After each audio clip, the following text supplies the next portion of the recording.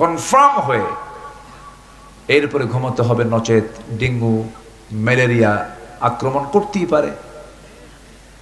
ঠিক তেমনি ইসলামকে যদি আপনি পরিপূর্ণরূপে না মানেন, কোথাও যদি ফাঁকা রাখেন, ওই দিক দিয়ে শয়তান ঢুকতেই পারে। ঠিক কিনা বলেন? এই জন্য আমাদেরকে ইসলাম মানতে হবে 1 আনা না 16 আনা? 16 আনা। মশা শব্দটা যখন চলে আসলো বলে ফেলি, আল্লাহ তাআলা মশার কথা কিন্তু কোরআনে বলেছেন, বলেন নাই? বাউদাতান, মশার কথা বলেছেন। কাফেররা বলল, মাযা আরাদাল্লাহু বিহাদা মাসালা, তোমার আল্লাহর কাজ নাই কাম নাই, মশার কথা কোরআনে বলা লাগে? ভুল ধরে বসলো। সম্মানিত ভাইয়েরা, মশা যদিও আমরা ভাবছি যে ছোট্ট একটা প্রাণী, কিন্তু মশা ছোটখাটো শুধু প্রাণী নয়, এর মধ্যে অনেক তথ্য বিজ্ঞান খুঁজে পেয়েছে। সুবহানাল্লাহ বলেন। আল্লাহ রাব্বুল আলামিন বলেন, ইন্নাল্লাহা লা ইস্তাহি আন ইয়াদরিবা মাসালান মা বাউদাতান ফামা ফাওকাহা فأما الذين آمنوا فيعلمون أنه الحق من ربهم وأما الذين كفروا فيقولون ماذا أراد الله بهذا مثلا يضل به كثيرا ويهدي به كثيرا وما يضل به إلا الفاسقين জোরে বলুন আল্লাহু আকবার।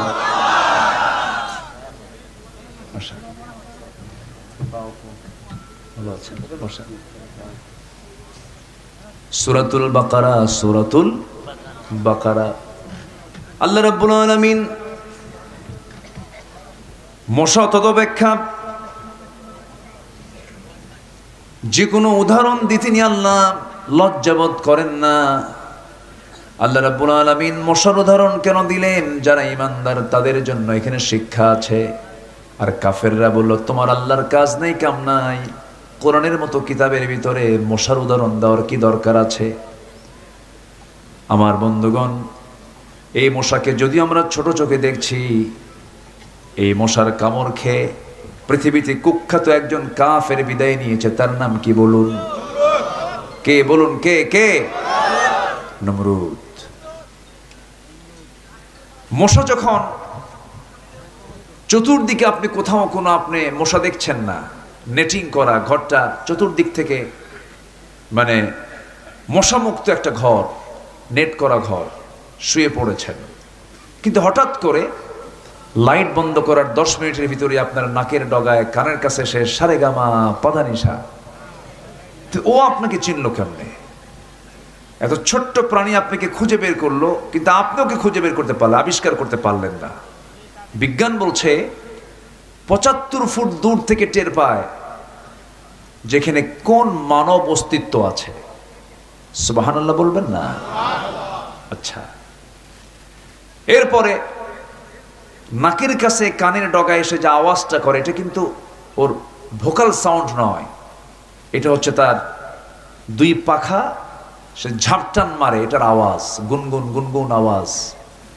সায়েন্স বলছে প্রতি সেকেন্ডে মশা তার পাখাকে 400 থেকে 500 বার ঝাপটান মারে প্রতি সেকেন্ডে। আজ পর্যন্ত কোনো মেশিন মশার দেহে আল্লাহ পাক মেশিন লাগিয়ে দিয়েছেন, এমন উন্নত কোনো মেশিন আজকে পৃথিবীতে কেউ আবিষ্কার করতে পারেনি।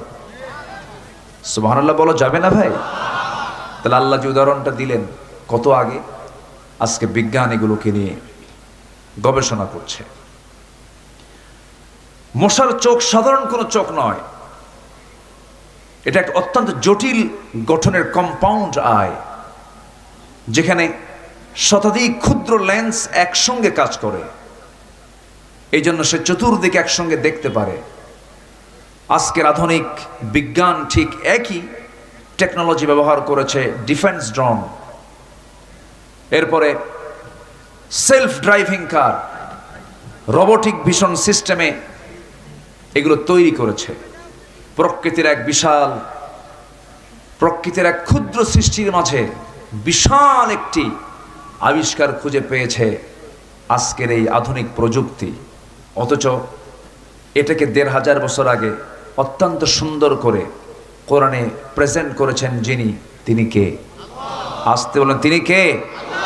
এখানে শেষ নয়, সিরিঞ্জ ইউজ করা হয় ভেইনে দেওয়ার জন্য, সিরিঞ্জ, সূচ, মস্কিউটো ইন্সপায়ার্ড সিরিঞ্জ একটা আবিষ্কার হয়েছে এই মশার দেহকে গবেষণা করে। মশা যে কামড়ায়, যে সুর দিয়ে কামড়ায়, এটার মধ্যে ৬টা অংশ আছে। প্রথম দুটো অংশ দিয়ে আপনার চামড়াটাকে ফেড়ে ফেলে, অপারেশন। তো ভাবতেছেন মশা কামড় কি এত সস্তা জিনিস? অপারেশন করে। থার্ড অংশ দিয়ে ব্লাড ভেসেল খুঁজে বের করে। চতুর্থ অংশ, পঞ্চম অংশ, এই দুটা দিয়ে সে কি করে, যখন আপনার রক্তটা ওর খাওয়ার প্রয়োজন তার আগে সে একটা কেমিক্যাল নিঃসরণ করে, চতুর্দিকে কেমিক্যাল দেয়, অ্যানেস্থেসিয়া করে, অচেতন করে। অচেতন করার পর ষষ্ঠতম সুরের অংশ দিয়ে আস্তে করে ব্লাডটা সে তার পেটের মধ্যে তুলে নিয়ে আসতে চেষ্টা চালায়। ইতিমধ্যে আপনি তো অজ্ঞান, অ্যানেস্থেসিয়া, আমরা তো অজ্ঞান হয়ে আছেন, আমরা টের পাবেন না তো। ও আস্তে করে, তাছাড়া যদি টের পায় তখনই তো, টের পাইলেই ওর তো সিকিউরিটি দরকার। আল্লাহ পাক ওর সিকিউরিটির জন্য এতগুলো ব্যবস্থা রেখেছেন ছোট্ট সুরের ভিতরে। সুবহানাল্লাহ বলা যাবে না? এই শুধু তার সুরের এই সামনের অংশ দিয়ে এই পেইনলেস মাইক্রোনিডলস, মস্কিউটো ইন্সপায়ার্ড সিরিঞ্জ তৈরি করেছে বিজ্ঞান। শুধু মশার উদাহরণ দিয়েছেন আজ থেকে ১৫০০ বছর আগে। তিনি কে? আসতে বলবেন না, তিনি কে? আল্লাহ তাআলা। সে আল্লাহর কালাম কোরআন যা বলে দিয়েছে, মানলে আমার আপনার জন্য কল্যাণ, না মানলে আমার জন্য শুধু লস না মহালস? শুধু লস না মহালস? মহালস। তিনটা কাজে কোনো লস নাই। একটু মনোযোগ দিয়ে কতগুলো শুনবেন, আমার দিকে তাকাবেন। আমাকে শেষ পর্যন্ত সময় দিচ্ছেন তো নাকি? আল্লাহ রাব্বুল আলামিন বলেন, ইন্নাল্লাযীনা ইয়াতলুনা কিতাবাল্লাহ ওয়া আকামুস সালাতা ওয়া আনফাকু মিম্মা রাযাকনাহুম সিররান ওয়া আলানিয়াতান ইয়ারজুনা তিজারাতান লান তাবুর। জোরে বলুন আল্লাহু আকবার। আল্লাহ রাব্বুল আলামিন বলেন, যে সমস্ত বান্দারা তিনটা কাজ করবে সেই কাজের মধ্যে কোনো লস নাই। নাম্বার 1 হলো আল্লাহর কালাম যারা সুন্দর করে তেলাওয়াত করবে। নাম্বার 2 হলো নামাজ কায়েমের সংগ্রাম করবে।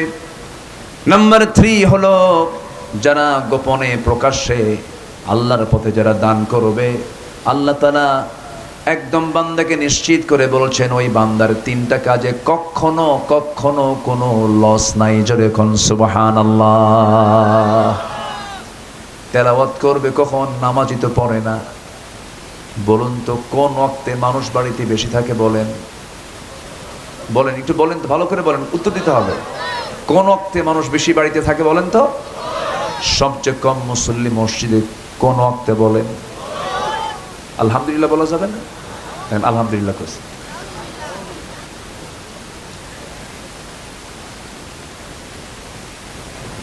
পাঁচ ওয়াক্ত নামাজ, প্রত্যেক ওয়াক্ত নামাজই মূল্যবান। ফরজ, ফরজ মানে হলো ইমার্জেন্সি, যার কোনো মাফ নাই। আল্লাহর পক্ষ থেকে জরুরি ঘোষণা হলো 5 ওয়াক্ত নামাজ। এর মধ্যে সবচেয়ে ফজিলতপূর্ণ নামাজ হলো ফজরের নামাজ। 65টা এক্সট্রা করে ফজিলত আছে ফজরের নামাজের। শুধুমাত্র কোনো বান্দা যদি ফজরের 2 রাকাত সুন্নত আদায় করতে পারে, মহান রব্বুল আলামিন সেই বান্দাকে রাকাতাই সালাতুল ফজর খায়রুম মিনাদ দুনিয়া ওয়া মা ফিহা, ফজরের 2 রাকাত সুন্নতের দাম আমার আল্লাহর কাছে দুনিয়ার মাঝে যা আছে তার চাইতে বেশি দামি। একটু আমেরিকায় বাড়ি হলে, একটু জার্মানিতে সেকেন্ড হোম হলে, কত স্বপ্ন পূরণের কত বাসনা, আর আল্লাহ বলছেন ফজরের 2 রাকাত সুন্নাত যদি তুমি আদায় করো, আমি আল্লাহ এটার দাম রেখেছি দুনিয়া এবং দুনিয়ার চাইতেও বেশি। আল্লাহ বলছেন কোন কাজ করতে, আর আমরা চিন্তায় আছি কোন দিকে। একজন মুনাফিক জোহর পরে, আসর পড়তে পারে, মাগরিব পড়তে পারে, এশা পড়তে পারে, কিন্তু মুনাফিক কিছুই হও নাই তুমি, আমি কে, অহংকার করা যাবে না। শেষ অপরাধ হলো, সাবেক প্রধানমন্ত্রীর শেষ অপরাধ ছিল হলো অহংকার, এবং পৃথিবীর প্রথম অপরাধ হলো শয়তান কর্তৃক অহংকার। অহংকার করা যাবে, বিনয়ী হব আমরা, জোরে বলি ইনশাআল্লাহ। অহংকারের যোগ্যতা কার? আসতে বলবেন না কার? কত বড় বড় নেতা আজকে নাই, কে আছে সেই এই ভূখণ্ড শাসন করেছে মুঘল আমলের মুঘল সম্রাটরা, জহিরুদ্দিন বাবর, হুমায়ুন আকবর, জাহাঙ্গীর, কে তাদের কবরে যায় এখন? শীত হয়ে পড়ে আছে, কেউ তাদেরকে ডাকে না। কিন্তু আমি আপনি যদি আল্লাহর গোলাম হতে পারি, আমার সম্মান সবার উপরে কে দিবেন? আসতে বলবেন না কে দিবেন? কত রাজা, কত মহারাজা সব বিদায় হয়েছে, ফেরাউন চলে গেছে, আছে কি করে নাই সে? 1600 বছর হায়াত পেয়েছিল, 1600 বছর। জ্বর কাকে বলে টের পায় নাই, কিন্তু অহংকার আর জুলুম, হত্যা, সন্ত্রাস নির্ভর রাজনীতি এক মুহূর্তের মধ্যে পানিতে চুবায় মেরেছেন, 14 গোষ্ঠী খতম করে দিয়েছেন। সে আল্লাহ আছেন না নাই? আসতে বলবেন না আছেন না নাই? আছেন। অহংকার বান্দার জন্য মানায় না। আমরা ছোট্ট মাখলুক, আমরা কিচ্ছু না ভাই, এই আছি এই নাই, এই তো চলে যাব, কেউ কি থাকবো আমরা? তবে এই গাবতলীর একজন সন্তান ছিলেন যিনি সংবিধানে বিসমিল্লাহ ঢুকিয়ে দিয়েছেন। তাকে সবাই ভালোবাসে, ভালো কাজকে ভালো বলতেই হবে, তাছাড়া সে মহাকৃপণ হয়ে যাবে। এই গাবতলীর একদম সিম্পল একটা মানুষ ছিলেন তিনি, কিন্তু ইতিহাসে তিনি অমর হয়ে আছেন। কেন জানেন? আল্লাহর প্রতি আস্থাকে উনি পরিপূর্ণরূপে বিশ্বাস করে নিয়েছিলেন। সে বিসমিল্লাহকে 16 বছর এরা কবর দিয়েছিল। আস্তে কোন কেন? আল্লাহ ওদের কবর রচনা করে দিয়েছে। যা, রাগ করতেছেন নাকি আপনারা কথাগুলো? কোথায় থাকেন? একজন কইছে জি, জোরে বলি ইনশাআল্লাহ। আল্লামা সাঈদ রাহিমাহুল্লাহ 25 বছর আগে বলেছিলেন, গাছের গোড়ায় নাড়া দেব, মামু বাড়ি দিল্লি গিয়ে পড়বা। এই লোকটাকে আমি আল্লাহওয়ালা মনে করি। আপনারা কি মনে করেন? আল্লাহর ওলি ছিলেন তো নাকি? মনে হয়। শেষ পর্যন্ত তাকে কেমনে টেকনিক করে হত্যা করা হলো। সুস্থ মানুষ, হাসি খুশি মানুষ, আমাকে উনি খুব ভালোবাসতেন। উনি জেলখানা থেকে আমাকে টুপি উপহার দিয়েছেন। ওনার মাদ্রাসার মাহফিল আমি রেগুলার করতাম। উনি ওনার জন্য ওনার জুব্বা পাঠায় দিয়েছেন। তো ওনার জুব্বা আমি পরবো কেমনে? ওনার জুব্বাকে কপি করে আরো 3-4টা জুব্বা এরকম বানায়া মাঝে মাঝে হুজুরের জেলখানায় দিয়ে আসতাম। খুব ভালোবাসতেন তিনি আমাকে। লোকটা হাসি খুশি মানুষ ছিলেন। তাকে ভালোবাসা না এমন কোন লোক বাংলার জমিনে নাই। ভাইরে, এমনি এমনি পরিবর্তন আসেনি। এই সমস্ত মহান ব্যক্তিদের চোখের পানিতে জায়নামাজ ভিজে গেছে। জেল খাটা যে কত কষ্টের বিষয়, যারা জেল খেটেছেন তারা বুঝেন। মানসিক যে যন্ত্রণা, এটা অসহনীয়। একটা মানুষকে জেলখানায় রাখা মানে কি অন্যায় করে জানেন? বইয়ের হক নষ্ট করা, স্বামীর হক নষ্ট, কি বলে, ছেলের হক নষ্ট করা, বাবার হক নষ্ট করা, সমাজের হক নষ্ট করা, জাতির হক নষ্ট করা। কত হক নষ্ট করে দিয়েছে। আল্লামা সাঈদীকে মানায় কি জেলখানায় না কোরআনের ময়দানে? জাতিকে ক্ষতিগ্রস্ত হয় নাই? ক্ষতিগ্রস্ত হয়েছে। আমাকে 2018 সালে, আমি আব্দুল্লাহ আমিন, আমাকে 2018 সালে নির্বাচনের আগ দিয়ে গ্রেফতার করলো। থানায় এনে ওসি মহোদয় আমার দিকে তাকায় আছে। একবার তাকায় মাথা নিচু করছে, আর তাকায় না, রুকুর হালতে আছে। বললাম, ভাই কি ব্যাপারটা কি, আমাকে ধরলেন কেন? হুজুর উপায় নাই। হুজুর বেয়াদবি হলে মাফ চাই। আমি ভক্ত, আমার বউ ভক্ত, আমার সন্তান, সবাই আপনার আলোচনা শুনে, কিন্তু এত ভক্ত তো ধরলেন কেন? এটা কেমন ভক্ত? আপনি তো শক্ত দেখতেছি। তো বললাম আমারে ধরছেন কেন তাও তো জানি না। হুজুর সামনে নির্বাচন, উপর থেকে নির্দেশ আসছে, চাকরি বাঁচান তো ফরজ হুজুর, কি করে খাবো? বললাম চাকরি বাঁচান ফরজ, ইমান বাঁচান নফল। চালান দিয়ে দিল, হাতে হ্যান্ডকাফ লাগালো, কিচ্ছু করি নাই। রাষ্ট্রের কোনো কাজেও তো আমরা ছিলাম না। আমাদের কোনো দায়িত্ব দিছে বলেন তো? কোনো দায়িত্ব পাইছি আমরা? নিয়ে চলে গেল। জজ আমার দিকে তাকায়া, বিচারক আমার দিকে তাকায়া জিব্বাই কামড় মেরে কয়, হুজুরে ধরল কারা? মামলার ধারার দিকে তাকায় দেখে যে এই তো বিশাল আসামি, জামিন অযোগ্য। চালান দিয়ে দিল কোর্টে, কি বলে জেল হাজতে। ঢুকলাম, চুরিতার করি নাই, ভাবলাম জেলখানা না, এটা মাদ্রাসা ইউসুফিয়া। ঢুকলাম, ঢোকা মাত্র এক মুরব্বী, 80 বয়স, আমার দিকে সালাম দিয়া এত মহা খুশি, সালাম একখান দিয়ে বলে, হুজুর আপনি জেলখানায় ঢুকছেন? খুব খুশি হলাম। তো বললাম জেলখানায় ঢুকলে কি খুশি হয় চাচা? আপনি কি বলেন? কে বাবা, ওয়াজে যাই, মাহফিলে যাই, এত চেষ্টা করছে আপনাকে একবার মুসাফা করব, বহু চেষ্টা করার পরে মিস, আল্লাহ আমার এবার জুটায় দিছে, দোয়া করি আপনি জেলখানায় থাকেন। কি কথা কি বুঝতেছেন আপনারা? তো বললাম চাচা আপনি জেলখানায় কেন? আপনি কেন জুলকে জেলখানায়? কে বাবা বোমা হামলা, মানে ওনার নামে বোমা হামলার মামলা দিছে। তো 80 বছরের বেশি বয়স যাদের, তাদের হাত নামে যদি বোমার হামলা হয়, বোমা হামলার মামলা হয়, উনি কি বোমা মারতে গিয়ে কি জায়গায় পড়বে না নিজের মাথায় পড়বে? এগুলো চলেছে ভাই। এই জন্য জুলুম করব না, জোরে বলি ইনশাআল্লাহ। স্বামী স্ত্রীকে নয়, স্ত্রীও স্বামীকে নয়, নেতা কর্মীকে নয়, কর্মীও নেতাকে নয়, শাসক জনগণকে নয়, জনগণ শাসককে নয়, এমপি জনগণকে নয়, জনগণ এমপিকে নয়। কেউ কারো প্রতি জুলুম করবেন না, আল্লাহ রহমত দিয়ে ভরপুর করে দিবেন। কষ্ট পাচ্ছেন নাকি আপনারা? সবার হয়ে কোরআন, সবার জন্য। কোরআন কিসের জন্য বলেন তো? সবার জন্য। মোরে তো যাবই ভাই একদিন। কার আদালতে দাঁড়াতে হবে? আসতে বলবেন না, কার আদালতে দাঁড়াতে হবে? আল্লাহর আদালতে। যেন আমরা আমল নামা নিয়ে যেতে পারি ডান হাতের, জোরে বলি ইনশাআল্লাহ। আমার বন্ধুগণ, আমাদের মূল টার্গেট হলো জান্নাত প্রাপ্তি। জান্নাত আমরা পাবো কেমনে? সেই জান্নাত প্রাপ্তির জন্য আল্লাহ রাব্বুল আলামিন বলছেন, কিছু কাজ করে আসো, আমি তোমাকে জান্নাত দিয়ে দেব। জান্নাত পাওয়ার জন্য শুধু দুটা সূত্র আমরা মাথায় রাখবো, হারামকে না, হালালকে হ্যাঁ। হারামকে না আর হালালকে হ্যাঁ।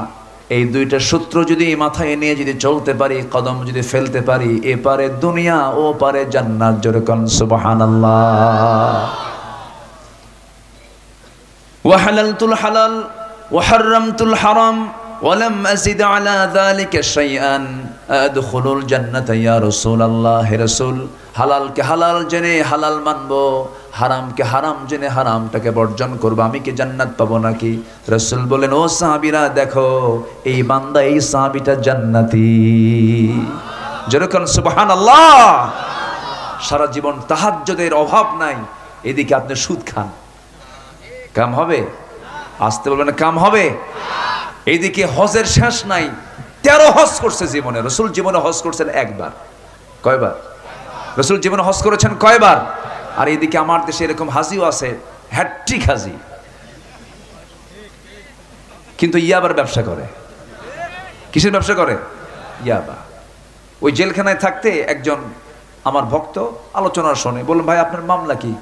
হুজুর ওই যে ছোট ছোট বিসি, তা না, ইয়াবার কারবার করে। তো বললাম আপনি? হুজুর আমি তো এটা ব্যবসা করি। হুজুর আমি খাই না তো, আমি খাওয়াই। কি বুঝতেছেন কি আপনারা? এই হলো চিন্তা মানুষের। আমরা হারামকে মাইনাস করব, জোরে বলি ইনশাআল্লাহ। হালালকে ধরবো, জোরে বলি ইনশাআল্লাহ। আচ্ছা বলেন তো, হারাম খাবার বেশি না হালাল খাবার বেশি? বলেন বলেন বলেন। হালালই তো বেশি, হারাম তো সামান্য কিছু। কিন্তু নজর যায় কুকুরের মতো ওই দিকে, বাঁকার দিকে নজর যায়। মদের দিকে তাকালে অনেকে ঝোল পড়ে, আছে না? আছে না? আছে না? মদ না খেলে হয় না। মদ খাওয়া কি? আস্তে কয়, আরো জোরে, আরো জোরে। কিন্তু আমার দেশে মদের আইন আছে না নাই? এটা কি ভালো দিক? আস্তে কয়, ভালো দিক। কিন্তু মদের আইন পাশ করলো কারা? বলেন বলেন বলেন বলেন বলেন। মদের আইন কি ফেরেশতা পাশ করে দিয়ে গেছে? এখানে কারা করছে? নাম নাই, নাম নার দরকার নাই তো। গাবতলি তো, এটার নাম গাবতলি না? জি। সম্মানিত ভাইয়েরা, বলেছে ক্যাঙ্গারু আদালত, kangaroo. Prime minister Sheikh Hasina সাবেক, উনি বললেন যেটা ক্যাঙ্গারু আদালত, এটাকে মানি না। অথচ ওই আদালত কায়েম করেছিলেন তারাই, যারাই গর্ত খনন করেছেন তারাই গর্তে আজকে নিক্ষেপিত হয়েছেন। এটাই এটাই তো হবে। সম্মানিত ভাইয়েরা, সম্মানিত বন্ধুগণ, আল্লামা সাঈদী বলেছিলেন যে আমার ইজ্জত নিয়ে যারা ছিনিমিনি খেলছে, আল্লাহ তুমি তাদেরকে জাতির সামনে ন্যাংটা করে ছেড়ে দিবা। করে নাই? করছে কিনা বলেন? বেক্সিমকোর মালিক, একটা টপ লিস্টের ধনী, মাথা থেকে পা পর্যন্ত সব সাদা, মাথার চুল সাদা, দাড়ি সাদা, লোকটা সাদা, পাঞ্জাবি সাদা, পাজামা সাদা, জুতাও সাদা, মনে হয় আসমান থেকে জিব্রাইল নাজিল হয়েছে। কিন্তু বাঁচার জন্য কি করলো? দাড়িটা কাটলো। তাহলে দাড়ি কাটছে কি, দাড়ি রাখছে কি নবীর সুন্নত মেনে? না, ওটা অভিনয়। দাড়ি কাটলো, মাথার চুল কালো বানালো, পাঞ্জাবি বাদ দিয়ে গেঞ্জি পরলো, পায়জামা খুলে লুঙ্গি পরলো, ভুল করে আবার নৌকায় চড়ছে। আইনমন্ত্রীকে কোস্টগার্ড ধরে বলতেছে, আইনমন্ত্রী স্যার আপনি কি চিনছে, চলেন থানায় চলেন। আইনমন্ত্রীকে আমি কি একা আসছি নাকি? আমি তো জামাতের সাথে আসছি। কে? কই যে নৌকার গোড়ায় বসে আছে। কে কে চেনা যায় না তো? ভালো করে দেখো, ওটাই দরবেশ। ঠিক কিনা? ধর্মের ব্যবসা কোনো আলেম ওলামা করে না। ধর্মের ব্যবসা তারাই করে যারা প্রয়োজনে দাড়ি রাখে, আবার প্রয়োজনে দাড়ি কাটে, আবার সময় আসলে পরে মাথায় পট্টি লাগায়, মাথায় টুপি লাগায়, আবার টুপি ছাড়ে। আছে কিনা বলেন? এগুলো করা যাবে না। আমরা 24 ঘন্টা আল্লাহর গোলাম হব। কয় ঘন্টা বলেন তো? 24 ঘন্টা। নামাজ পড়বো কয় ওয়াক্ত? শ্রেষ্ঠ নামাজ কোনটা বলেন? আরো জোরে বলেন। ফজরের একটু আগে আরেকটা নামাজ আছে,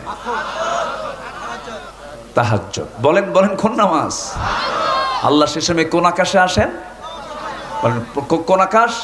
এই যে আকাশ দেখা যায়, এরপর আরো আকাশ আছে না নাই? আচ্ছা, ওই আকাশগুলো আরো ছোট না আরো বড়? আরো বড়। ফিস সামাঈদ দুনিয়া, দুনিয়ার আকাশে এসে বলেন আলা মিন মুস্তাগফিরিন ফাগফির লাহ, কোন ক্ষমা প্রার্থী আছো আমার কাছে ক্ষমা চাবে, আমি তাকে ক্ষমা করে দেব। আল্লাহর দয়া বেশি না আমার দয়া বেশি? আল্লাহ আমাকে বেশি ভালোবাসেন না আমি আল্লাহকে বেশি ভালোবাসি? আল্লাহ আমাকে বেশি ভালোবাসেন। আল্লাহ আমাকে দিল থেকে মহব্বত করেন। আল্লাহ যদি আমাকে না ভালোবাসতেন, নামাজ পড়ি না, রাগ করলে পরে তো আমার মৌতটা হয়ে যেত। আল্লাহ আমার প্রতি কত দয়ালু। মদখোর মদ খায়, আল্লাহ তার সেখানে নাকের কাছে অক্সিজেন পৌঁছায় দেন। নারী নিয়ে, নিজের বউ না নিয়ে নারী নিয়ে রাতের বেলা জেনার কাজে লিপ্ত হয়, আল্লাহ সেখানে অক্সিজেন সরবরাহ করেন। আল্লাহ কত ধৈর্যের পাহাড়, ধৈর্যের পিরামিড, আল্লাহ মাফ করে দেন। আল্লাহ পাক প্রথম আকাশে এসে বলেন, ও বান্দা কে আছো আমার কাছে মাফ চাবে? যে বান্দা আল্লাহর দিকে 1 হাত আগান, আল্লাহ তার দিকে 10 হাত আগান। যে বান্দা আল্লাহর দিকে হেঁটে যায়, আল্লাহ সেই বান্দার দিকে দৌড়ায় দৌড়ায় যান। আমার বন্ধুগণ, আমার আল্লাহ সে কত উপরে। এই আসমান থেকে পরের আসমান আরো বড়, সেই আসমান থেকে আরেক আসমান আরো বড়। 7টা আকাশের উপরে আল্লাহ তাআলার অফিস আরশ আজিম, সাব্বিহিসমা রাব্বিকাল আলা। এত দূরত্ব, ডিস্টেন্স, এত লম্বা ডিস্টেন্স অতিক্রম করে তিনি দুনিয়ার আকাশে চলে আসেন। আল্লাহ আমাকে শুধু মাফ করবেন, এই চিন্তা মাথায়, এই চিন্তা লালন করে আল্লাহ রাব্বুল আলামিন আসমান থেকে আর শাজিম থেকে প্রথম আকাশ পর্যন্ত চলে আসেন। আমার বন্ধুগণ, যদি আমরা এই আকাশকে যদিও দেখতে পাই, কিন্তু আকাশ আজ পর্যন্ত কেউ ছুঁতে পারে নাই, কেউ টাচ করতে পারে নাই, সম্ভব নয়। কারণ এত দূর দিগন্ত বান্দার ব্রেনে খেলবে না। মানুষ শুধু চাঁদে গেছে। কোথায় গেছে বলেন? চাঁদে গেছে। চাঁদ গেল, মঙ্গল গ্রহ দেখলো। বান্দা যদি মনে করে চাঁদ দেখলাম, মঙ্গল গ্রহ দেখলাম, সূর্য দেখবো, সূর্য দেখার ক্ষমতা নাই। সূর্যের ইন্টারনাল যে তাপমাত্রা 15 লক্ষ মিলিয়ন ডিগ্রি সেলসিয়াস তাপমাত্রা, এত বড় তাপমাত্রার কাছে তো মানুষ তো যাওয়ার কোনো ক্ষমতাই রাখে না। সূর্য সম্ভব। কিন্তু মানুষ যদি বলে না চাঁদ দেখলাম, মঙ্গল গ্রহ দেখলাম, তারকার দেশে যাব, পৃথিবীর সবচেয়ে নিকটবর্তী তারকার নাম হলো প্রক্সিমা সেন্ট্রাই। প্রক্সিমা সেন্ট্রাই যদি কেউ যেতে চায়, এই জাগতিক জীবন থেকে কোনো নর্মাল কোনো কপ্টার বিমান দিয়ে সম্ভব নয়, যানবাহন দিয়ে সম্ভব নয়, নভোযান লাগবে। অ্যাপোলো 11 পৃথিবীর সবচেয়ে লেটেস্ট আবিষ্কার, নভোযান অ্যাপোলো 11, যার ঘন্টার গতি হলো 39,000 কিলোমিটার। 39,000 কিলোমিটার বেগে যদি পার আওয়ার রওনা দিয়ে দেয়, এই দুনিয়া নামক জায়গা থেকে পৃথিবীর সবচেয়ে নিকটবর্তী তারকার দেশে তারা যেতে সময় লাগবে 1,15,000 বছর মাত্র। যাবেন কারা কারা? হাত তোলেন। সম্ভব? সম্ভব? যেতে পারবেন? বাঁচবেন কয়দিন? যাবেন কোন দিন? আল্লাহ বলছেন, বান্দা আমার আরশ আজিমের ছায়ায় আমি তোকে জায়গা করে দেব। যেরকম সুবহানাল্লাহ। যদি তোর দিলটা মসজিদের সঙ্গে লটকানো থাকে, আজান হওয়ার সঙ্গে সঙ্গে ফজরে গিয়ে হাজির হয়ে যাবি, আমি তোকে আরশ আজিমের জায়গায় ছায়ায় তোকে জায়গা করে দেব। এটা কি ছোটখাটো অফার না অনেক বড় অফার? জোরে বলেন সুবহানাল্লাহ। ঠিক ওই তাহাজ্জুদের সময় শয়তান করে কি? আল্লাহ আসেন প্রথম আকাশে, আর শয়তান বান্দার শিরায় শিরায় ঢুকে যায়, বান্দার শিওরে বসে যায়। শয়তান মনে হয় গাবতলী চেনে না। নড়াচড়া করেন কেন? শেষ করে দেব নাকি? শয়তান কি গাবতলী চেনে? চেনে চেনে চেনে হ্যাঁ, শয়তান জান্নাতও চেনে। চিন্তা করা যায়। আমি মাঝে মাঝে চিন্তা করি, আল্লাহ তুমি শয়তানকে খুব পাওয়ার দিছো, কিন্তু শয়তানের যত পাওয়ার হোক না কেন, শয়তানের যত কৌশল সব মজবুত না দুর্বল? দুর্বল। শয়তানের কৌশল কখনো মজবুত হতে পারে না। ইন্না কাইদা শাইতান কানা দাঈফা। ঠিক কিনা বলেন? শয়তানের কৌশল কখনো মজবুত নয়। শয়তান জান্নাতে গিয়ে আদম হাওয়াকে, আমার আব্বা আম্মাকে ফাওয়াসওয়াসা লাহুমা, ওয়াসওয়াসা দিয়েছে, ফাযাল্লাহুমা, পদস্খলন ঘটিয়েছে। শয়তান কিন্তু নিয়মিত গাবতলীতে আসা যাওয়া করে। কখন? যখন দেখবেন যে ফজর আপনি ওঠেন নাই, শয়তান মাশাআল্লাহ সফর দিয়ে গেছে। কি আমার কথা কি বুঝতেছেন আপনারা? শয়তান শেষ রাত্রে আসে, ওই সময় এসে আমার আপনার শিওরে বসে বসে বলে, আলাইকা লাইলুন তাফিল, আলাইকা লাইলুন তাফিল, তোমার রাত বড় লম্বা, তোমার রাত বড় লম্বা, ঘুমাও ঘুমাও, বারবার এরকম করে বলে। ওই সময় রাসূল বললেন, সেই সময় শয়তান 3টা গিট মেরে যায়, 3টা গিরো দিয়ে যায়। এই 3টা গিট যদি সাহাবীরা তোমরা ছুটাতে চাও, 3টা আমল করবে। নাম্বার 1 হলো নিজের পিঠটা বিছানা থেকে সরায় দিবা। নাম্বার 2, ওযু সুন্দর করে বানায় নিবা। 2টা গিট ছুটে চলে গেল। বান্দা তুমি যদি ওযু সম্পূর্ণ করে যদি কদম কদম ফেলতে ফেলতে যদি মসজিদ পানে চলে যাও, নামাজে যদি দাঁড়িয়ে পড়ো, আল্লাহ রাব্বুল আলামিন নামাজ হওয়ার সঙ্গে সঙ্গে 24 ঘন্টা আল্লাহ তোমার প্রতি রহমত নাজিল করবেন। শয়তান তোমাকে ওয়াসওয়াসা দিতে পারবে না। একটু জোরে বলেন সুবহানাল্লাহ। এই জন্য আমি এই গ্রামের নাম কি? দাড়াইল গ্রামকে যদি আপনি আদর্শ গ্রাম হিসেবে দেখতে চান, দাড়াইলবাসী, আমি মনে করি দাড়াইল গ্রামের যুবকদেরকে একটা কমিটি করা উচিত। সেটা হলো ফজর নামাজ বাস্তবায়ন কমিটি। আসতে কন কেন? ফজর নামাজ বাস্তবায়ন কমিটি যদি তৈরি হয়, এক ঝাঁক তরুণ যুবক যদি ইচ্ছা করে, যেই গ্রামে যত প্রাপ্তবয়স্ক পুরুষ মানুষ আছে সবাইকে আমরা প্রজ্ঞার সাথে দাওয়াতি কাজ করব। যেদিন দেখবেন দাড়াইল গ্রামের মসজিদে জুমার চাইতে ফজরের মুসল্লি বেশি হয়ে গেছে, আল্লাহর কসম করে বলি, দাড়াইল গ্রামে কোনো মাদক, নেশা, বেনামাজি, চোর, বদমাইশ একটাও খুঁজে পাওয়া যাবে না। একমাত্র নামাজ পারে মানুষকে ভালো করতে। সবাই কি নামাজ পড়তে রাজি আছেন? সবাই কি নামাজ পড়তে রাজি আছেন? কয় ওয়াক্ত নামাজ? আরো জোরে বলেন, কয় ওয়াক্ত নামাজ? কারা কারা একটু হাত তুলে দেখান দেখি। জোরে বলি, ইয়া আল্লাহ, আমাদেরকে 5 ওয়াক্ত সালাত আদায় করার তৌফিক তুমি আল্লাহ দিয়া দাও। জোরে বলি আমিন। আরো জোরে আমিন। হাত নামান। ওই দুজন লোক গেল কেন? এই যে এই যে এই যে বসেন। বললেন কি আর করলেন কি? আসলে এত রাতে বক্তাকে উঠায়া দেওয়া মানে কি জানেন? পাগলির সাথে ঘর সংসার করা। একটু বসেন, একটু বসেন, আর একটু সময়। অনেক চাপ থাকে এখন, তো অনেক চাপ, ঘুমের চাপ, নিম্ন চাপ, ঊর্ধ্ব চাপ, বিড়ি খাওয়া চাপ, বহু চাপ। এখন এই চাপে আমি আরেক মহাচাপে, ও যে ডিপে যেতে পারি না, এই যে নড়াচড়া হয়। একটু বসেন, আর একটু সময়, খুব বেশি সময় নেব না। আমরা আমাদের টার্গেট হলো আমরা বাপের ভিটাতে ফিরে যেতে চাই। আমাদের বাপের ভিটা কোনটা বলেন? দেখছেন দাঁড়াইল কইছে কি? বাপের ভিটা হলো জান্নাত। আপনারা কি দাঁড়াইল ভাবছেন নাকি আপনারা? না, এ তো মহা মুশকিল হয়ে গেল। আচ্ছা, আমরা আমরা আমরা কি প্রথমে কোথায় ছিলাম? বলেন, বাপের ভিটা কোথায় বলেন? আরো জোরে বলেন। জান্নাতে যাবেন না আপনারা? বলেন, বাপের ভিটা কোথায়?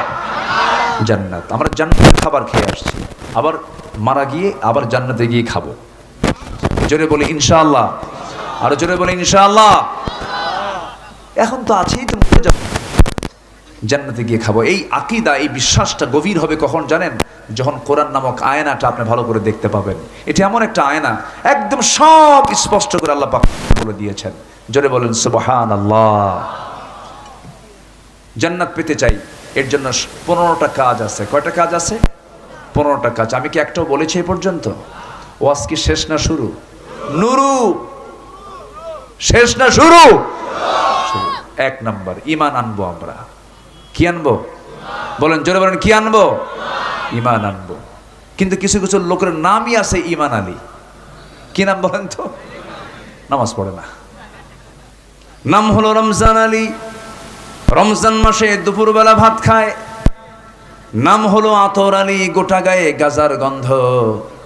নাম হলো হিম্মত আলী, সাইকেলের চাকা ব্লাস্ট হলেই শীত হয়ে পড়ে। নাম হলো বাদশা মিয়া, ভিক্ষা করে। নাম হলো খোকা মিয়া, বয়স 82 বছর মাত্র। খোকা মিয়া, বুড়া মিয়া হয় না। নাম দিয়ে কাজ হবে না, বংশ দিয়ে কাজ হবে না। নাম, বংশ, চেহারা দিয়ে যদি কাজই হতো, নবীর চেহারার সঙ্গে মিলে যেত চেহারা আবু লাহাবের, আবু লাহাব জান্নাত পেয়ে যেত। নবীর বংশের সঙ্গে মিলে যেত আবু লাহাবের বংশ, আবু জেহেলের বংশ জান্নাত পেয়ে যেত। বাবা দিয়ে যদি জান্নাত পেত সন্তান, নূহের ছেলে কেনান জান্নাত পেয়ে যেত।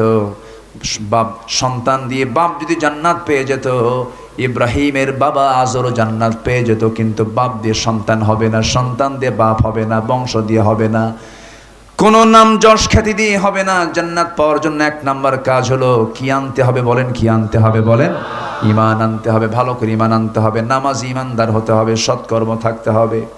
ওজনে কম দেওয়া যাবে না।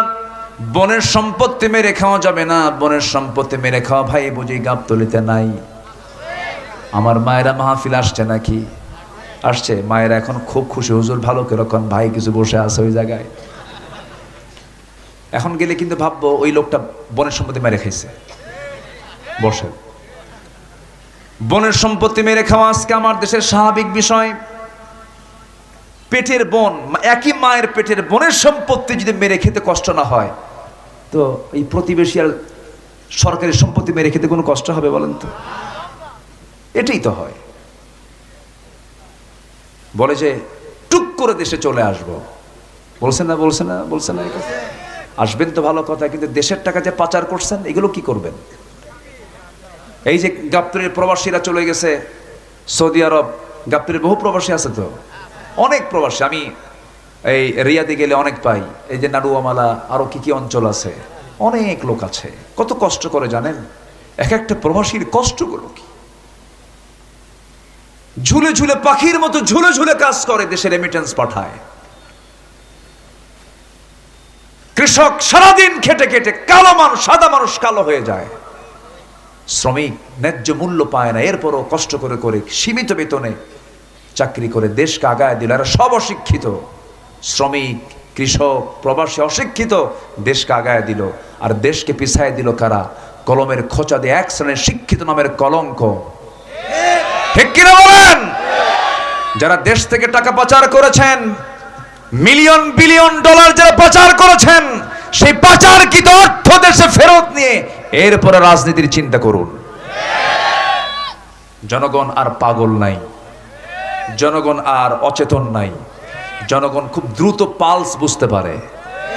সুযোগ বুঝে কৌশল খাটায় কিছু করবেন, জনগণ বোঝে সবকিছু। আমরা সচেতন থাকবো, জোরে বলি ইনশাআল্লাহ, আরো জোরে বলি ইনশাআল্লাহ। আমরা চাই রাজনীতি আদর্শ নির্ভর না সন্ত্রাস নির্ভর? বলেন কি নির্ভর? কি নির্ভর? চরিত্রহীন নির্ভর না চরিত্র নির্ভর?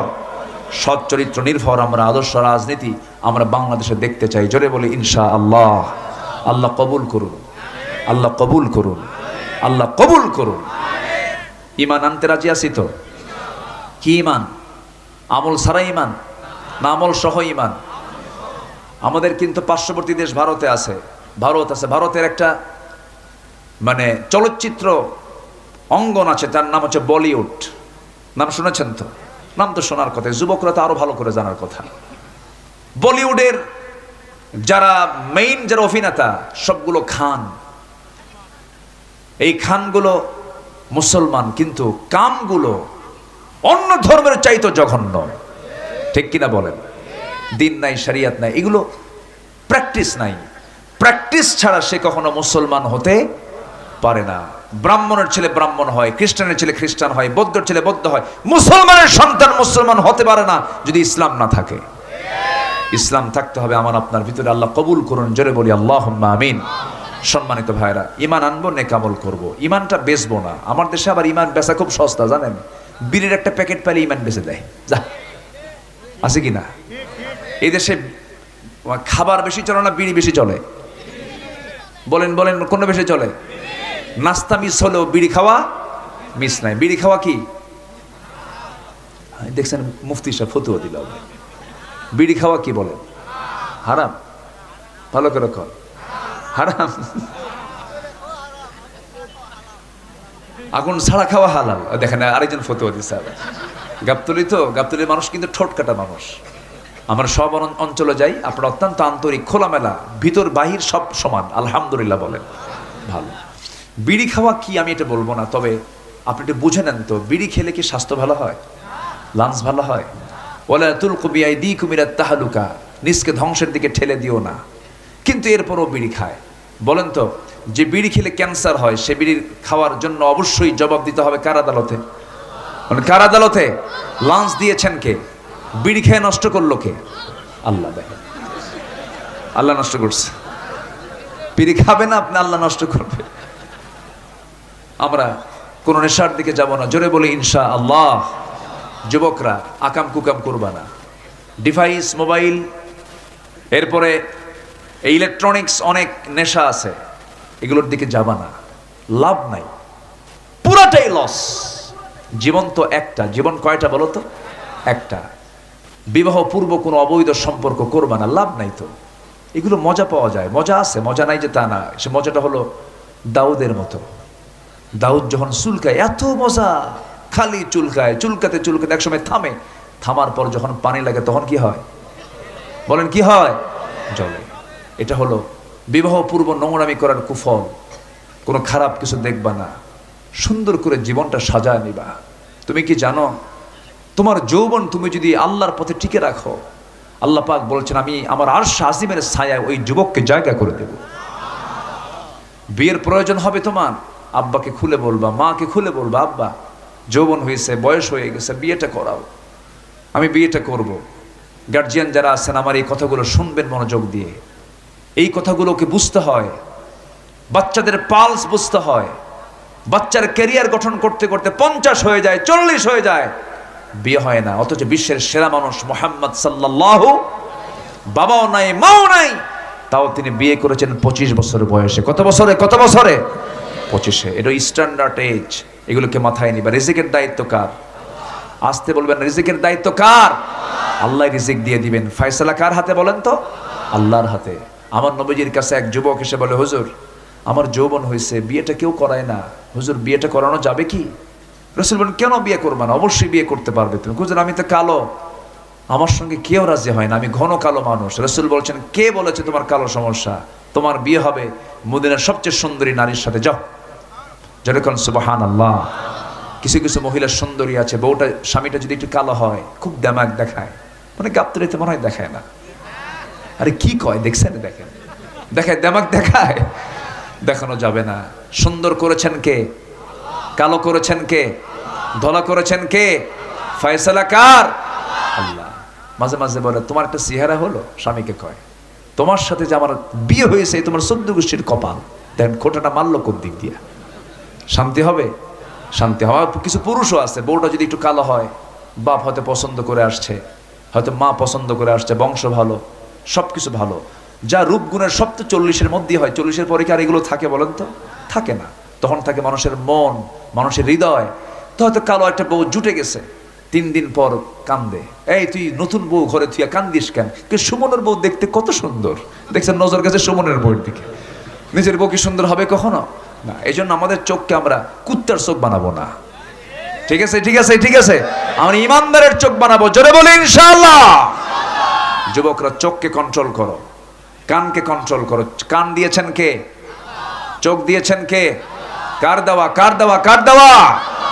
চোখটা আল্লাহ পাক পানির মধ্যে ভাসমান করে দিয়েছেন। জোরে বলেন সুবহানাল্লাহ।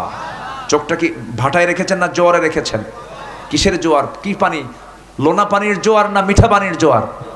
লোনা পানি। বলেন কি পানি বলেন তো? লবণ পানির জোয়ার দিয়েছেন, এটা মলম দিয়েছেন। জোরে বলেন সুবহানাল্লাহ। চোখ যেন নষ্ট না হয়, এই চোখ দিয়ে ভালো কিছু দেখবা। কান দিয়েছেন, কানের মধ্যে আবার গিরিজ দিয়ে দিয়েছেন। কানের যে ময়লা, এটাকে আমরা ময়লা বলি। এই কানের ময়লাকে এলাকার মানুষ কি বলে? খোল। গরু খায়। এই খোল সেই খোল না, এই খোল কাজের খোল। এটা স্বাদে হলো তিক্ত, তিতা লাগে। এটাকে আল্লাহ পাক কানের মধ্যে দিয়েছেন কেন? বান্দা তুমি ঘুমিয়ে পড়বা, যদি এই ময়লাটাকে মিষ্টি করে দিতাম, সমস্ত পিঁপড়াগুলো তোমার কানে গিয়ে জমা হতো, কান সাফ করতে রাত চলে যেত। আমি আল্লাহ কানের ময়লাকে লবণ করে দিই নাই, মিষ্টি করে দেই নাই, দিয়েছি তিক্ত করে। যদি কোনো পোকামাকড় ভুল রাস্তায় যদি হঠাৎ করে ঢুকে যায়, তিতা দেখে সে ব্যাক করে ফিরে আসবে। আল্লাহ তোমার কানটা কেমন করে সেভ করে দিয়েছেন। চোখটাকে মলম দিয়ে ঢাকায় রেখেছেন, কোনোদিন জীবাণু ঢুকবে না, নষ্ট হবে না। আবার জিহ্বার যে চতুর্দিকে পানি দিয়েছেন, সেই পানির মধ্যে কোনো স্বাদ দেন নাই, স্বাদহীন লালা দিয়েছেন। এই লালা যখন মানুষ ঘুমিয়ে পড়ে তখন আর লালা থাকে না। লালা থাকে না? যখন ঘুমিয়ে পড়ে তখন কি মুখের লালা থাকে না? থাকে কি না? বালিশ ভিজে শেষ, বালিশ ভিজে শেষ হয়ে যায়।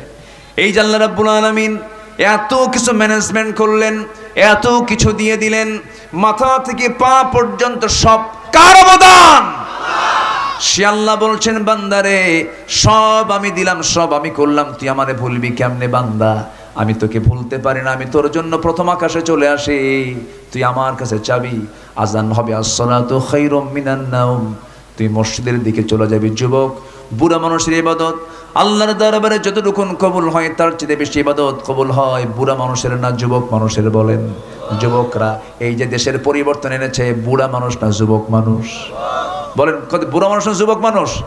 বুড়ারা পারে নাই, বাপরা পারে নাই, পুলিশরা পারে নাই, পুলিশের সন্তানরা পেরেছে। রাজনীতিবিদরা পারে নাই, রাজনীতিবিদের সন্তানরা পেরেছে। ঠিক কিনা? তোমরাই পারবা। তোমরা এগিয়ে যাও সামনের দিকে। সামনের বাংলাদেশ ইসলামের বাংলাদেশ, সামনের বাংলাদেশ কোরআনের বাংলাদেশ। আল্লাহ কবুল করুন। জোরে বলি আমিন। নামাজ দিয়ে ভরায় ফেলবো, এই জাতি নামাজি হবে। জোরে বলি ইনশাআল্লাহ। 54 বছরে 5% নামাজি হয়েছে। কত পার্সেন্ট? 5%। আমরা 100% নামাজি মুসলমান হব। জোরে বলি ইনশাআল্লাহ। কষ্ট পাচ্ছেন মনে হয়? আলোচনা চালাই। ইমান কি রাখবো না বেচবো? রাখ।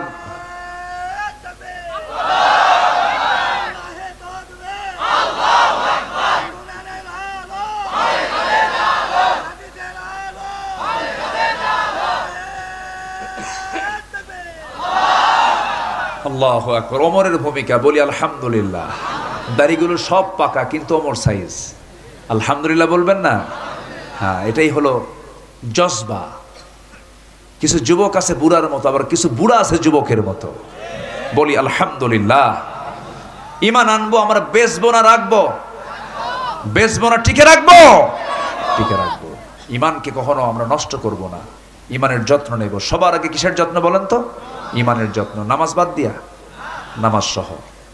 আমার বন্ধুগণ, ছোট্ট একটা ইতিহাস মনে পড়ে গেল, খুব বেশি লম্বা সময় নেব না, আর কিছু সময় থেকে যান।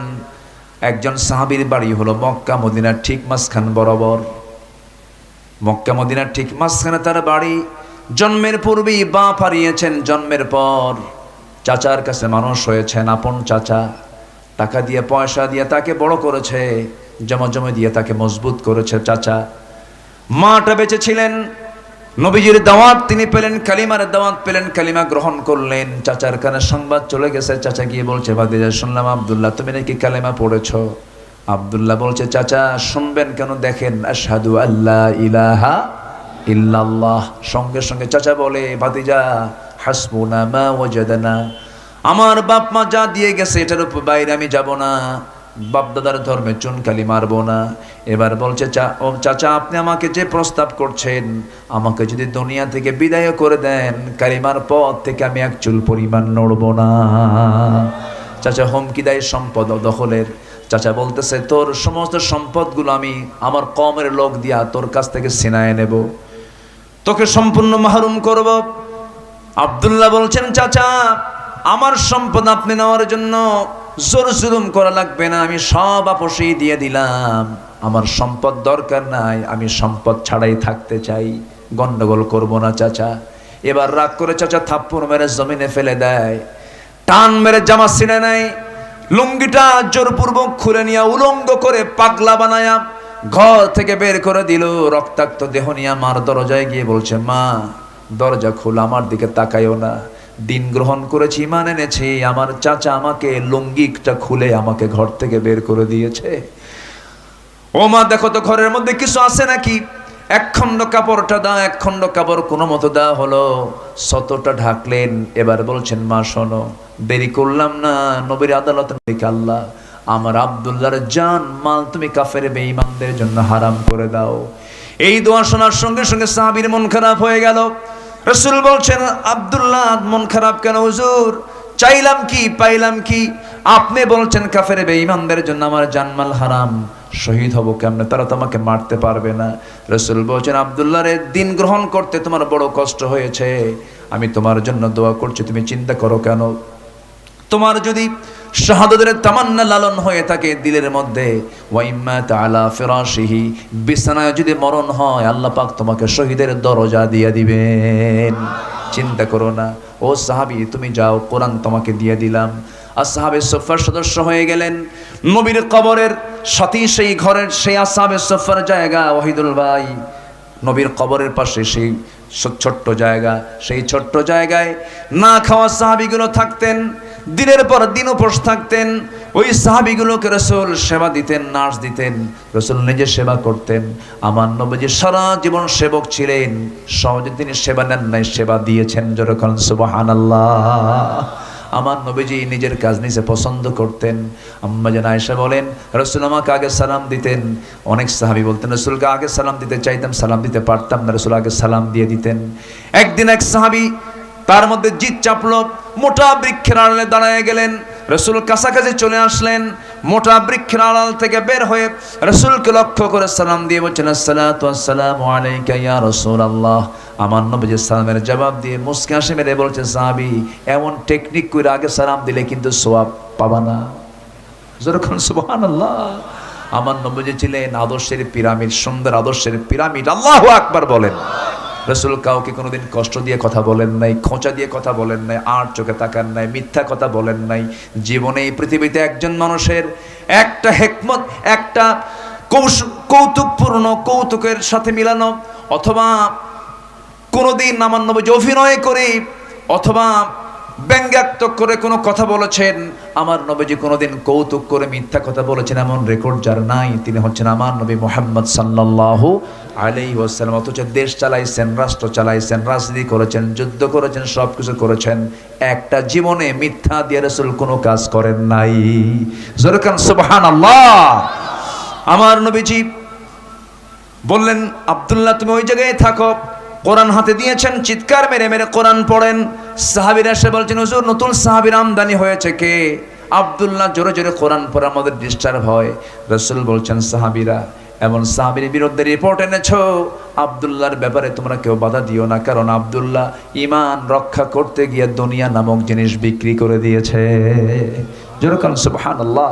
রসুল তাকে খুব কাছে টানতেন। যুদ্ধের ডাক আসলো একদিন, রসুল বলছে, আব্দুল্লাহ চলো একসঙ্গে যুদ্ধে যাই। যুদ্ধে গেলেন, ফেরত আসলেন। ফেরত আসার সময় নবীর কানে সংবাদ আসলো, হুজুর আপনার প্রিয় সেই সাহাবী আব্দুল্লাহ যে নাকি দুনিয়া বিক্রি করে ঈমানটা কিনে রেখেছে, সে দুনিয়া থেকে বিদায় হওয়ার মতো অবস্থা, মুমূর্ষ অবস্থা, কাতরাচ্ছে। রাসূল বলছেন, ও আমার সাহাবীরা প্রাণপণ চেষ্টা করো, আমার আব্দুল্লাহকে একটু সেবা করো। 3 দিন পরে সংবাদ আসলো, হুজুর আব্দুল্লাহ বেঁচে না, আব্দুল্লাহ মারা গেছে। নবীজি ডুকরে ডুকরে কাঁদলেন। আমার রাসূল বলছেন, ও আমার সাহাবীরা, আমার আব্দুল্লাহর জানাজার দায়িত্ব আমি কাউকে দেব না, গোসল করাইয়া দাও। জানাজার দায়িত্ব আমি রাসূল নিজে, ইমামতের দায়িত্ব আমি আমার কাঁধে উঠায়া নিলাম। আমার নবীজির সামনে লাশ রেখে জানাজা সম্পূর্ণ করার পরে বলছেন, সাহাবীরা রে, আমার কলিজার টুকরা আব্দুল্লাহর কবরটা কোথায় খনন করেছো? ওই যদি পাহাড়ের চিপায়। রাসূল বলছেন, সাহাবীরা আমাকে নিয়ে চলো কবরের সামনে। নবী কবরের সামনে গিয়ে দাঁড়ালেন। কবরের সামনে গিয়ে দাঁড়ায়া আমার নবীজি বলছেন, আমি কাউকে নামতে দেব না, আমি রাসূল নিজে আমার আব্দুল্লাহর কবরে নামবো। আমার নবীজি নিজে কবরে নামলেন, নেমে হাতটা গায়ে দিলেন আর বলছেন, আমার আবু বকর আমার ডানে নামো, ওমর আমার বামে নামো। আমার নবীজি হাতটা গায়ে দিয়ে বলছে, সাহাবীরা রে, আমার কলিজার টুকরা আব্দুল্লাহর লাশটা আমার হাতে তুলে দে। আমার নবীজি হাতের মধ্যে নিলেন, বলছেন, আবু বকর হাতে মাথাটা ধরো, ওমর পাটা ধরো। 3 জন মিলে কবরে শোয়া দিলেন। বুকের উপরে হাতটা রাখলেন। হাত রেখে আকাশের দিকে তাকায়া আমার নবীজি কান্না বিজড়িত কণ্ঠে বলছেন, আকাশের মালিক আল্লাহ, এই মুহূর্ত পর্যন্ত আমি আব্দুল্লাহর উপরে সন্তুষ্ট আছি, তুমি আব্দুল্লাহরে মাফ করে দাও। পাশে দাঁড়িয়ে থাকে একজন জগৎধন্য সাহাবী সাদ বিন আবি ওয়াক্কাস, যিনি ঘোড়া দাবড়ায়া সমুদ্র তরঙ্গ পার হয়ে দ্বীনের পতাকা বিজয় বেশি উড্ডীন করেছিলেন। সেই সাদ বিন আবি ওয়াক্কাস ওই কবরবাসীর অবস্থা দেখে তিনি চিৎকার মেরে বলছেন, আহারে আমার পোড়া কপাল, আজকে আমি জীবিত সাদ যদি এই জায়গায় না থেকে যদি ওই কবরের বাসিন্দা হতে পারতাম, যে কবরবাসীকে বিদায় দেওয়ার জন্য জগতের শ্রেষ্ঠ 3 জন মানুষ আব্দুল্লাহর কবরে নেমে গেছে। আমার ভাইরা, ঈমান বড় দামি জিনিস, ঈমান বড় দৌলত। এই দৌলতকে কখনো নষ্ট করব না। নেক আমল এবং ঈমান আনলে পরে আল্লাহ রাব্বুল আলামিন বলছেন, আমি তাকে 1 নম্বরে জান্নাত, জান্নাতুল ফিরদাউসের ওয়ারিস বানাবো। জোরে কোন সুবহানাল্লাহ। আল্লাহ রাব্বুল আলামিন বলেন, ইন্নাল্লাযীনা আমানু ওয়া আমিলুস সালিহাতি কানাত লাহুম জান্নাতুল ফিরদাউসি নুজুলা খালিদিনা ফিহা লা ইয়াবগুনা আনহা হিওয়ালা। জোরে বলুন আল্লাহু আকবার। জান্নাত প্রাপ্তির জন্য 15টা করণীয় কেবল চলছে 1 নাম্বার। নাম্বার 2 শর্ট করে বলছি, তাকওয়া অবলম্বন করা। তাকওয়া মানে হলো বেঁচে থাকা, হারাম থেকে বেঁচে থাকা। নাম্বার 3 হলো নামাজ কায়েম করা, অনর্থক কথা থেকে নিজেকে বিরত রাখা। যে ব্যক্তি জিহবার বিশ্রাম দেবে, আল্লাহ তাকে বহু গুনাহ থেকে বাঁচাবেন।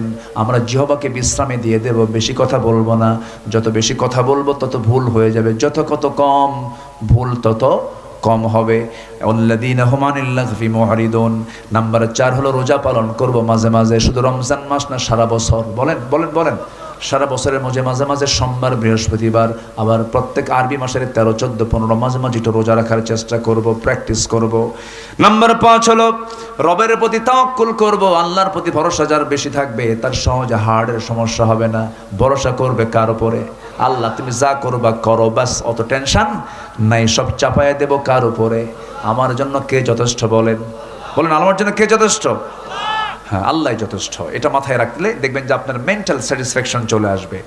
নাম্বার 6 হলো আল্লাহর জন্য যারা সম্পদ ব্যয় করবে। নাম্বার 7 হলো মন্দকে প্রতিহত করে ভালোকে প্রতিষ্ঠা করবে যারা। নাম্বার 8 হলো শিরক থেকে দূরে থাকা। নাম্বার 9 হলো ধৈর্য ধারণ করা। ধৈর্য ধরবো আমরা কার উপরে? আসলে কার উপরে? সেদিন একজন মহিলা ফোন দিয়ে আমাকে বলে, হুজুর আমার স্বামী সকালেও তালাক দেয়, বিকেলেও তালাক দেয়, আমি কি আসি না নাই? দেখছেন কোন কি অবস্থা? ধৈর্য আছে? বলেন ধৈর্য আছে?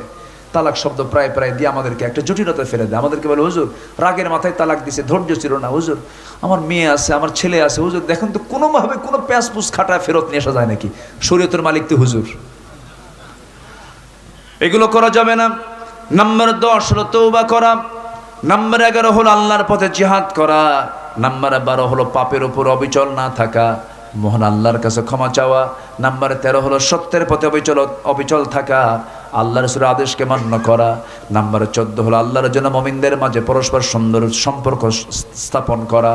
সর্বশেষ 15 নম্বর হলো অন্যায় অশ্লীল যত বেহায়াপনা আছে তা থেকে মুক্ত হয়ে ইহসান নিরাপন্নতা হাক্কুল ইবাদ আদায় করা। এই 15টি গুণ যার মধ্যে থেকে যাবে আল্লাহর 8টা জান্নাত তার জন্য অপেক্ষা করবে। জোরে বলে সুবহানাল্লাহ। দোয়া করি, আলোচনা চালাবো, এখন চালাবো আলোচনা। চলো হুজুর বরুক। ফজর পড়বেন না? ওয়াজ শুনলেন না আপনারা? এই চাচা, এই চাচা, চাচা থাকাচ্ছে না, বসেন। অনেক সুন্দর মানুষ আপনারা, বলি আলহামদুলিল্লাহ। আমরা আর লম্বায় যাব না। শোনেন, ওয়াজ তো শেষ হয় না, কিন্তু ওয়াজ বেশি দরকার না আমল বেশি দরকার? বলেন আমল। আমরা যা শুনেছি আমরা আমল করব। রাজি আছেন তো? নিজের বউ কি কাউকে দেখাবো? আমার দেশে কিছু মানুষ আছে কিন্তু নিজের বউ অন্যকে দেখাতে খুব খুব খুশি হয়। জানো এই যে আমার বউ, এটা আসেন, এরকম আছে না? আবার শুধু এরকম করে দেখায় না, হুন্ডাই তোলে। তাও R15 এর প্যাসেঞ্জার সিট হলো 3 তলা আর ড্রাইভিং সিট হলো আন্ডারগ্রাউন্ড। আমি কি ভুল বলতেছি? বউটাকে একদম শূন্যের উপরে চড়ায় দিয়া, লাল লিপস্টিক লাগায়, লাল শাড়ি পরায়, চুলটা ছেড়ে দিয়া, চুলের কালার লাল নীল হলুদ ভেড়া মডেল বানায়া দিয়া বসায় দিল। ছেলেটার মাথার চুলের সাইজ বাইজ নাই তো? ছেলেদের মাথার চুলের সাইজ বাইজ আছে? মেয়েদের রুচিও নাই, ছেলেদের রুচিও নাই। আজকে রুচি সব শেষ। মেয়ে পছন্দ কোন ছেলেকে করে জানেন? যাদের প্যান্টের হাঁটু ফাটা প্যান্টওয়ালা ছেলেকে মেয়েরা পছন্দ করে। মুখের দাড়ি রাখলে বলে ওটা চাচা হয়ে গেছে। রুচি নাই। রুচি আছে কি? রুচি আছে। সব রুচির মৃত্যু ঘটেছে। কেন জানেন? এই কোরআন নামক কিতাবের ব্যবহার না থাকার কারণে। এই জন্য মা, এগুলোকে চেঞ্জ করতে হবে। পুরুষ মানুষ কখনো নিজের স্ত্রীকে, যে পুরুষ, অন্য কোনো পর পুরুষকে দেখাবে না, এটা উচিত না। আপনি নিজের বউকে আপনি ডিসপ্লে করবেন কেন? বউকে জাতীয় সম্পদ, বউ তো ব্যক্তিগত, আপনার পার্সোনাল। আপনাকে নিজে তাকে যত্নে রাখতে হবে, তাকে সম্মান করতে হবে। সে আপনার সন্তানের মা, তার দিকে লোলুপ দৃষ্টিতে তাকায় থাকবে এমন জাতীয় কোনো পোশাক পরিধান করতে দেওয়া যাবে না। বিয়ের দিন, ঈদের দিন, এই দিনগুলোতে আরো পর্দার পরিবেশ রক্ষা করা দরকার। কম না বেশি? বেশি। হুন্ডাই চললো, বউটাকে 3 তলায় তুলে নিয়া দেখলো যে হুন্ডার আওয়াজ নাই, আওয়াজটা খুব কম, আওয়াজ বাড়ানো যায় কেমনে? মেকারের কাছে গিয়ে বললো স্যালেঞ্জার পাইপ ফাটা।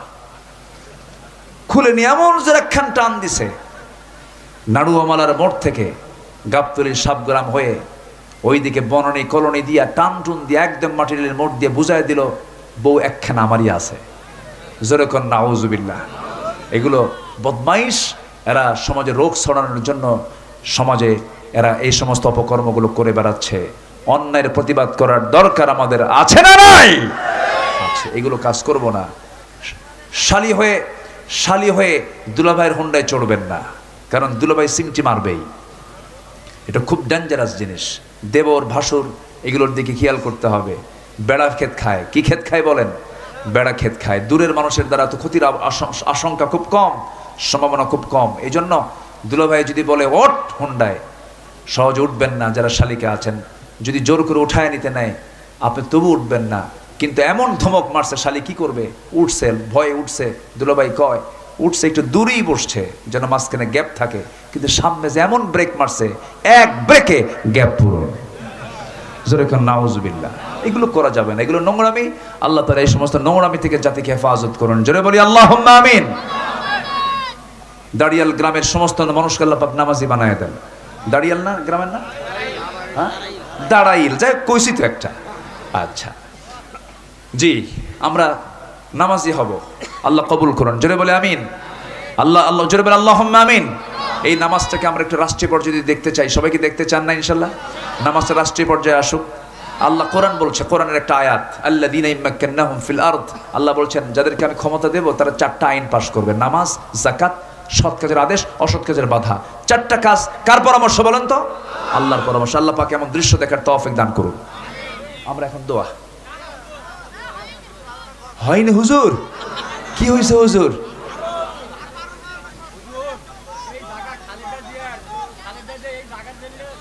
জি আমি শুনেছি।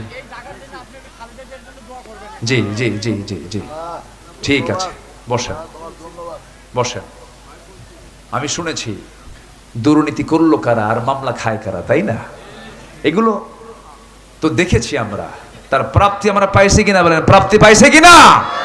পেয়েছি। এদেশে একজন নেত্রী আছেন যার মধ্যে একটা স্ট্যান্ডার্ড গুণ আছে, লাফায় না, নিজের অবস্থানকে কখনো বারবার পরিবর্তন করে না। ওই যা বলেছিলেন এখনো তার মুখে সেটাই রয়েছে, তার কথার কোনো পরিবর্তন হয় না। এটা আপোষহীন যাকে বলা হয়। তো উনি ভালো, ওনার মধ্যে একটা ব্যক্তিত্ব আছে যা ওই দলের অনেক নেতার মধ্যে নাই। বাস্তব, এটা বাস্তব, বাস্তব তো, ঠিক কিনা বলেন? উনি একজন ভালো মানুষ, এদেশের জন্য অনেক করেছেন। 16 বছর তিনিও জেল খেটেছেন। তার জেল খাটা ছিল অন্য ধরনের জেল খাটা, অত্যাচার, নির্মম অত্যাচার, চিকিৎসা অবহেলা করে রাখা। একটা বয়োবৃদ্ধা, জ্ঞানবৃদ্ধা একজন নারী, দেশের জন্য কি তার অবদান নাই ভাই বলেন তো? কত অভিযোগ দিল যে ভালো থাকবে কেমনে, লিভার পচে শেষ, মদ খাইছে, কত কি বলছে, কত কি করেছে, কিন্তু লাভ হলো কি? শেষ পর্যন্ত আপনারই জমিনে থাকা হলো না। আসুন না আমরা দেশটাকে সুন্দর মিলে সবাই মিলে আমরা গড়ি, হিংসা ছেড়ে দেই। হিংসা করে কোনো লাভ হবে না ভাই। হিংসুকের কোনো নিজেরও শান্তি নাই, আর যার জন্য হিংসা করা হয় তারও কোনো ক্ষতি হওয়ার সম্ভাবনা নাই। আমরা হিংসা ছেড়ে দিয়ে আমরা একসঙ্গে আমরা আমাদের দেশকে গড়বো, সমাজকে গড়বো, নিজের পরিবারকে গড়বো। জোরে বলি ইনশাআল্লাহ। এই আশাবাদ কামনা করে আজকের মাহফিলের একজন মেহমান আমাদের ভাই আসছেন, উনি একটু কথা বলবেন। মিল্টন ভাই না? মিল্টন ভাই তো, মিল্টন ভাইয়ের চেহারা কিন্তু চেঞ্জ হয়ে গেছে। আমি চিনতে পারি। মুসলমান নরনারী নিয়ে তোমার কালাম থেকে কিছু কথা বলেছি, কাঙ্গাল ফিকারির মতো দুটো হাত পেতেছি। আল্লাহ গুনার দিকে নজর দিও না, বান্দা মনে করে তামাম জীবনের গুনাহগুলোকে মাফ করে দাও। জনম দুঃখিনী মা যারা বিদায় নিলেন, জিন্দেগির গুনাহগুলো মাফ করে দাও, কবরগুলোকে জান্নাতের টুকরা